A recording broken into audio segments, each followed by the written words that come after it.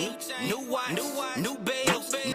So what's good, TMG fam? It's your boy Ellen. I'm back with another reaction. How y'all feel? Welcome back to the channel. Salute. Now listen, I get excited for these type of videos because, man, I'm on the outside looking in, right? I was never in the military or grew up around any military vets or anything like that. So I was never the kid who got to sit down with his grandpa and hear war stories and different things like that. You know what I mean? My grandpa passed when I was a little tiny little kid, you know what I'm saying? So I never had those opportunities or anything like that. So for the outside looking in, anytime I can gain some information or hear the history on some of these things, man, I think it's pretty cool. I think it's pretty dope, you know? And one thing I haven't really gotten any information on was the aircrafts and or the current or the ones of old in the military. So this video right here is hopefully gonna break that down for me. The most powerful military planes of all time. All right, so if you like stuff like this, man, go ahead and give it a like. Hit the like button, man. It helps to get the video out there, and subscribe if you are new. Let's go.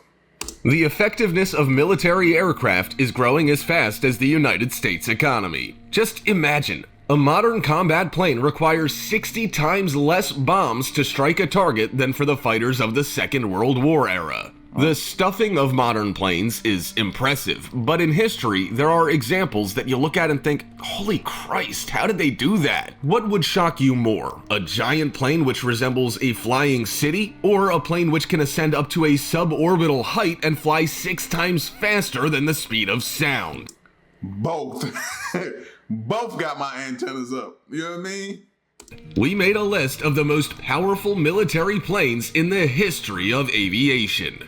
The first half of the 20th century was a real era of gigantomania in technology. This trend on having the biggest of everything also influenced aviation. For example, the Soviet Kalinin K-7 plane of the 1930s was the largest propeller aircraft in history, which was capable of taking off with piston engines. The length of the wings was 174 feet or 53 meters. In comparison, a modern and effective bomber of the US, the Lockheed Martin F-35 Lightning II, has a wingspan of 33 to 45 feet or 10 to 13 meters, depending on the model. So already 90 years ago, the Kalinin K-7 was a 5 times larger plane. And this monster didn't operate on jet engines, they hadn't been invented yet, but used ordinary internal combustion. In order to lift the 21 tons of its own mass, it needs around 24 powerful motors. The power of the main one is 750 horsepower, which is more than many modern race cars. The plane was able to transport 16 tons of bombs and was armed with 16 artillery guns. I'm pretty sure you heard that coming. Wasn't no stealth mode on that bad boy. Bro, you wasn't, I don't think you was sneaking up on nobody. Now, I could be wrong, but it just, and then the sheer size, yeah, bro. That was a lot. 16 tons of bombs and was armed with 16 artillery guns. A scary thing to look at, right?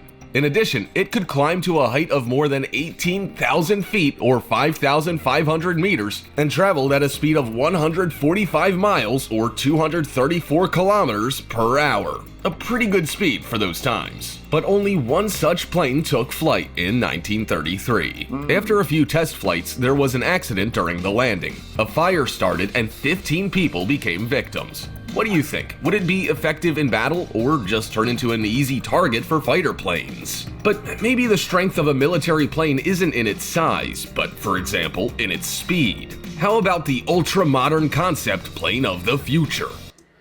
Fam, why does that look just like a transformer? Like, bro. In its speed. How about the... Look at that. You gotta call that like a destroyer or something like, you know what I'm saying? It gotta have a Marvel DC comic type name to it. You gotta call that Thanos, something like that.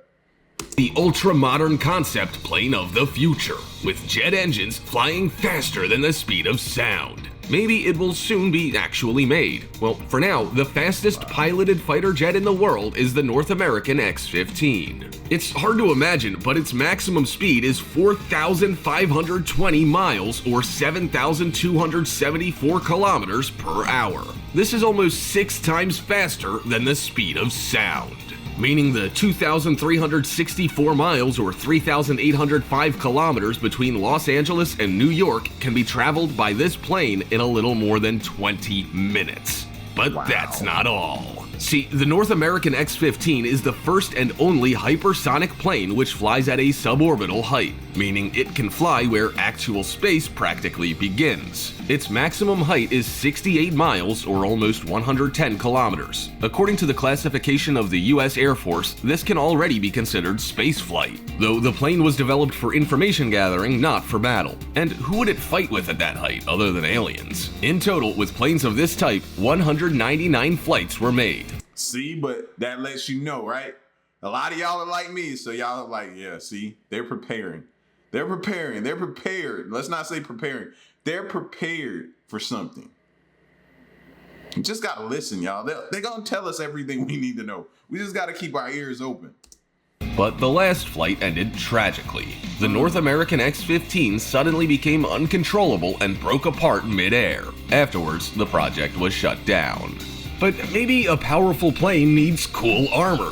The American Air Force during World War II created a real flying fortress. This was the strategic B-17 bomber, which had already been developed in 1934 but achieved fame for its sorties over Germany and the Pacific. It had an all-metal body. This design feature made it very reliable. It also protected it from too heavy loads and the effect of blast waves, which is caused by explosions. But that's not all, as the B-17 bomber could survive a really tough battle. There are actual cases of B-17s coming back to base with only one of the 4 engines. It could survive multiple hits from large caliber rounds and continue flying, even without a large part of its tail. But no matter how survivable the B-17 is, it would turn into an easy target if not for its own weaponry. So in its later variants, it had 12 large caliber machine guns. Their barrels stuck out of specially made semicircular cabins for a maximum field of fire. This bomber could almost shoot at any point over and under its body. As well, 4 powerful engines allowed it to accelerate up to 310 miles per hour or 500 kilometers per hour. For those times, that made it a difficult opponent. But of course, a loud and impressive aerial battle is far from being the only objective of a warplane. The real effective ones were often the ones who completed their objective and came back to base whole. So maybe the best warplane is a stealth fighter. This is exactly what the creators of the Lockheed F-117 Nighthawk decided to make. Their goal, to create a plane which would be able to strike before the enemy could respond. This is how the first invisible plane appeared. This immediately became a sensation, primarily because of the V-shaped form of the body and its black color. But this design isn't needed in order to impress onlookers. It improves the fighter's main quality, its invisibility from any ground and aerial surveillance system. All the body's parts, like antennas, were put inside of the body, same as the cannons. See? That would be the one I want to train on. That would be the one I want to learn how to fly right there, bro. Yeah. That is crazy stealth. Oh my God. What do they call it? The Nighthawk? All the body's parts, like antennas, were put inside of the body, same as the cannons. Furthermore, this plane is not suited for direct aerial combat. Due to its special form, many top-class aerial maneuvers are too dangerous for it to do. In addition, it was built into the artificial intelligence of the plane to not allow the pilot to do such maneuvers. The Lockheed... So basically saying, listen, bro, your job is to go in there, undetected, do what you need to do, get out of there and get back here before you're detected. Because if you're detected, you don't have many evasive maneuvers and moves and different things that you can do on this one. I get it, bro. You know what I'm saying? You have to carry out your job to a T in this thing. The artificial intelligence of the plane to not allow the pilot to do such maneuvers. The Lockheed F-117 Nighthawk's objective is a lightning-fast nighttime flight to destroy important targets. The plane was operated from 1983 to 2008. It could have kept going until 2019, but its maintenance was expensive. As well, it was replaced by a next-generation fighter jet. But it is the Lockheed F-117 Nighthawk which gave rise to the invisible aircrafts and showed how effective they are in battle. Which military jet is the best for battle with an opponent? As these aren't tanks, their mass doesn't play a big role, and the confrontation is conducted on a whole other level. For this, the main thing is maneuverability. In this regard, one of the best fighter jets is the Swedish JAS-39 Gripen. The engine's thrust diverges in two geometric planes. This gives more freedom of movement, while the form of the body has excellent aerodynamic performance. This improves control. Thus, the JAS-39 Gripen can do any aerobatics more quickly, precisely, and reliably. However, maneuverability is not the most important quality for modern aerial combat, as at close distance, the pilot relies not only on his vision, but on recognition systems and tracking of the enemy's plane. As when the other plane is flying around in different directions, moving your head around the cabin would be uncomfortable, wouldn't you agree? Well, the JAS-39 Gripen can jam the electronic signals of the same device in nearby planes. Imagine this, there's combat and the fighter jets are dancing around one another, each trying to get on top or on the other's tail. All of a sudden, the JAS-39 Gripen vanishes from the pilot's view in order to suddenly appear from an unexpected side and fire the fatal shot. Impressive?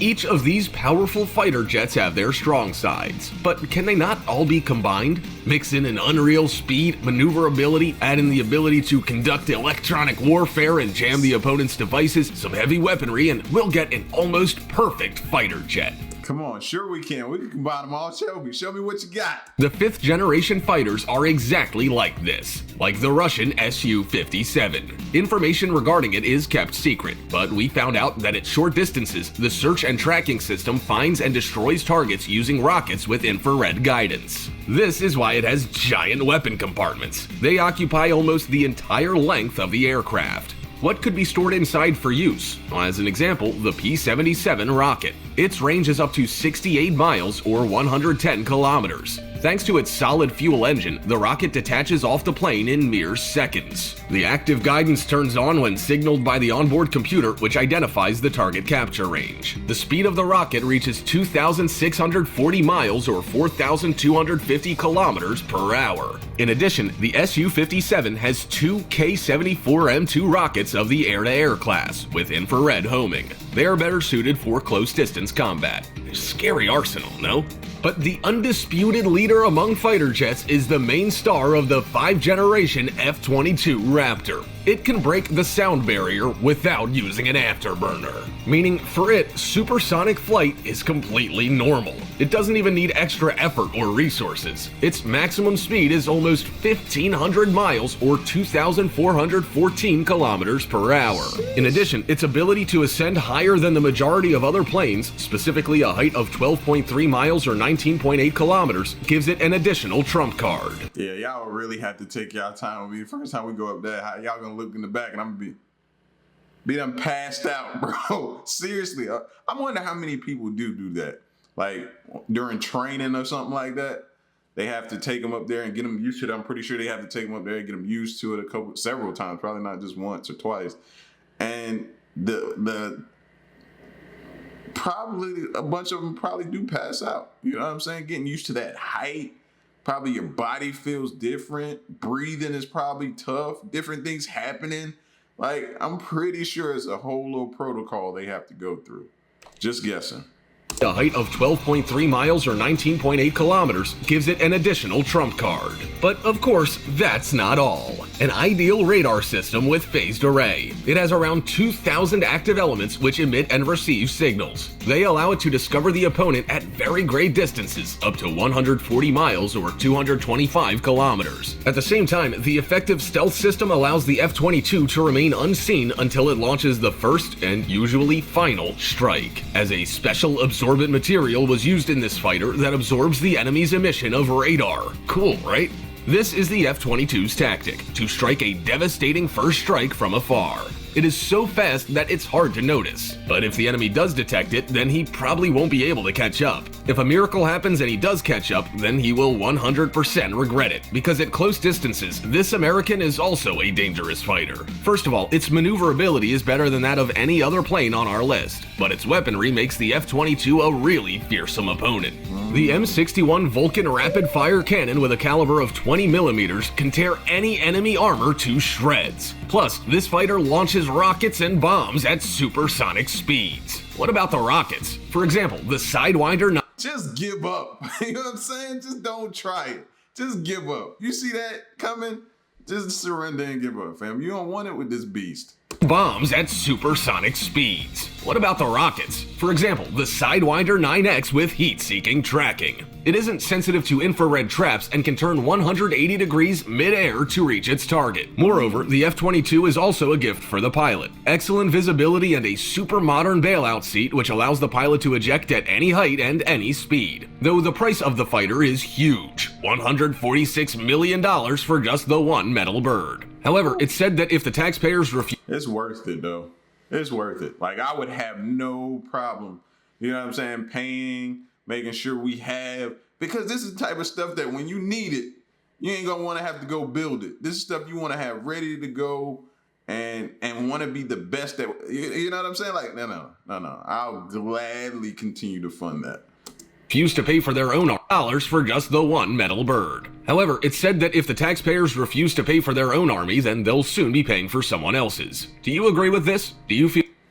Well, I don't refuse to pay. Like, let's make sure we have the best, the latest, and the greatest, you know what I'm saying, that we need to have, bro. I support. Shout outs to everybody who's in the military currently or who has fought in the military, man. We love you. We thank you for everything that you guys do. And today, man, I got to see a lot of you guys' toys, man. A lot of stuff that you guys get to you know, deal with on a day-to-day basis, man. That's pretty cool, bro. I'm like a kid in a candy store right now. You know what I'm saying? But much respect to each and every soldier out there, man. Love. Y'all get at me in the comment section. Let me know what y'all thought of this video, bro. You can't hate on this video. If you can, there's just something wrong with you. And there's a lot of people that have something wrong with it. So I get it. All right, so I'm gone. Peace.